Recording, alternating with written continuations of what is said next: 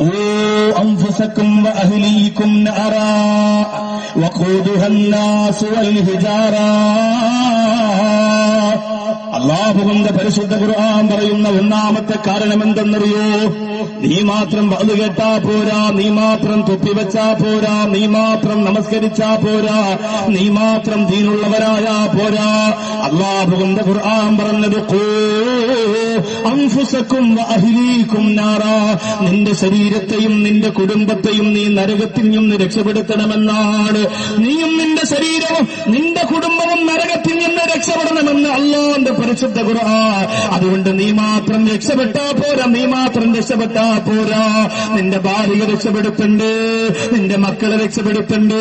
നിങ്ങളുടെ മനസ്സിലേക്ക് നിങ്ങളുടെ ഭാര്യയും മക്കളെയും കൊണ്ടുവാ. ഞാൻ എന്റെ ചെറിയ കീഴ് താമസിക്കുന്ന മനോഹരമായ ഭവനത്തിന്റെ അകത്തുള്ള എന്റെ മക്കളെ ഞാൻ മനസ്സിലോർക്കുകയാണ്. അവരില്ലാതെ എനിക്കെന്തിനാ സ്വർഗമല്ലാഹുവേ, അവരില്ലാതെ എനിക്കെന്തിനാ സ്വർഗമല്ലാഹുവേ. സംസാരിച്ചു തുടങ്ങിയിട്ടില്ലാത്ത ഒരു വയസ്സ് കിടന്ന ഇളയ മകൻ പോലും ഫോൺ എടുത്ത് വെച്ചിട്ട് ബാപ്പാ ബാപ്പാ എന്ന് പറഞ്ഞുകൊണ്ടിരിക്കുമ്പോ ആ പൊന്നമോനെ നരകത്തിലേക്ക് വലിച്ചെറിഞ്ഞിട്ട് ഷാരുവാക്കവിക്കൊരു സ്വർഗത്തെക്കുറിച്ച് ചിന്തിക്കാൻ പറ്റുമോ? എന്റെ വെളിയങ്കോട് വന്ന സ്നേഹസമ്പന്നരായ പ്രിയപ്പെട്ടവര്, നിങ്ങളുടെ മനോമുഖരത്തിലേക്ക് നിങ്ങളുടെ മക്കൾ വരട്ടെ.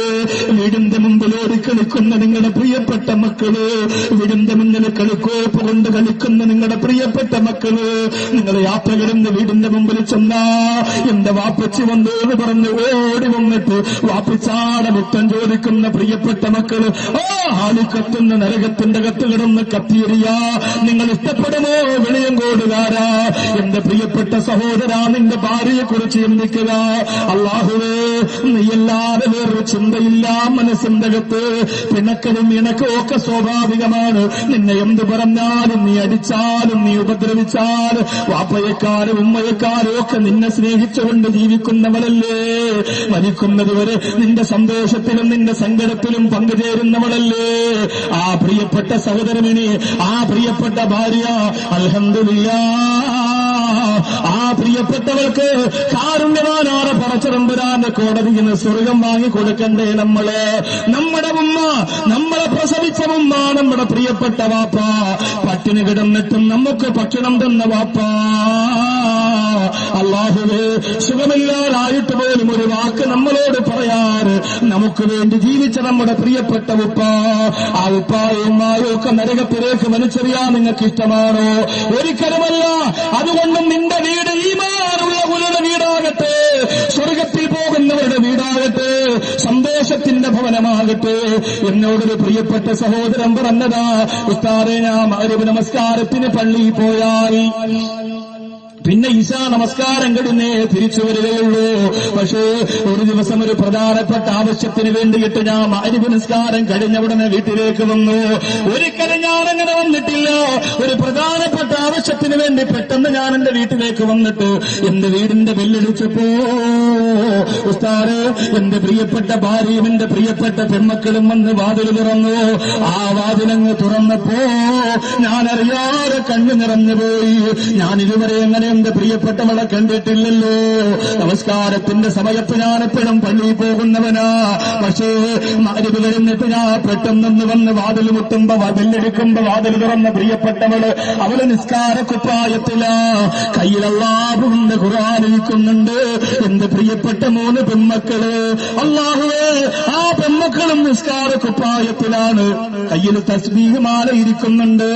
എന്റെ വാപ്പച്ചി ഇത്ര പെട്ടെന്ന് വന്നരെന്ന് ചോദിക്കുമ്പോ എന്റെ കണ്ണ് നിറഞ്ഞുപോയി. ഞാൻ ചിന്തിച്ചതെന്തെന്നറിയോ? എന്റെ വീട്ടിന്റെ അകത്ത് ഞാൻ ഭക്ഷണം ചിലവിന് കൊടുക്കുന്നത്, എന്റെ മക്കൾക്ക് ഞാൻ ഭക്ഷണം കൊടുക്കുന്നത്, എന്റെ മക്കൾക്ക് ഞാൻ സമ്പത്ത് കൊടുക്കുന്നത്, എന്റെ മക്കൾക്ക് ഞാൻ സ്നേഹം കൊടുക്കുന്നത് അല്ലാഹുവേ നരകത്തിൽ പോകാനല്ലല്ലോ, നരകത്തിൽ പോകാനല്ലല്ലോ. എന്റെ മക്കൾ ഒരുങ്ങി നിൽക്കുന്ന കണ്ടപ്പോ കണ്ണ് നിറഞ്ഞു പോയി. സാറേ, ഞാൻ വന്നില്ലെങ്കിൽ എന്താ?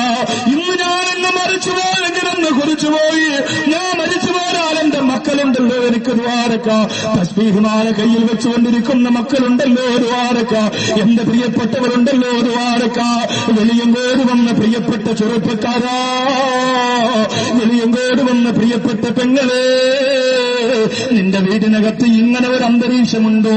നിന്റെ ഭവനത്തിന്റെ അകത്ത് ഇങ്ങനെ ഒരു അന്തരീക്ഷമുണ്ടോ? ഈ അന്തരീക്ഷമാണ് നീ ഉണ്ടാക്കിയെടുക്കേണ്ടത്. ഈ അന്തരീക്ഷമാണ് നീ ഉണ്ടാക്കിയെടുക്കേണ്ടത്. ഭർത്താവ് റോഡിൽ നിന്ന് വീട്ടിലേക്ക് വരുമ്പോ ചോദിക്കട്ടെ, തന്നെ നീ അർറഹ്മാൻ ഓതിയിരുന്നു? മക്കളെ സ്വലാത്ത് ചൊല്ലിയോ? മക്കളെ സ്വലാത്ത് ചൊല്ലിയോ? മക്കളെ മോനെ നീ അദ്ദാദറാത്തി ഓതിയോ? എന്തുകൊണ്ട് ചോദിച്ചോടോ?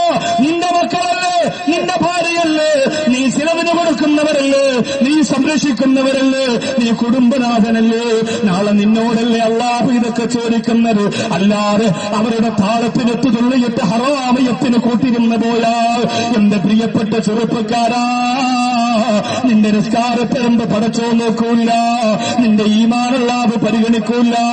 പ്രിയപ്പെട്ട ഭാര്യയും മക്കളെയും നരകത്തിലേക്ക് പോകാനുള്ള വഴിവെട്ടിക്കൊടുത്തിട്ട് നീ മാത്രം അങ്ങനെ ഒറ്റയ്ക്ക് സ്വർഗത്തിൽ പോകാൻ പറ്റൂല.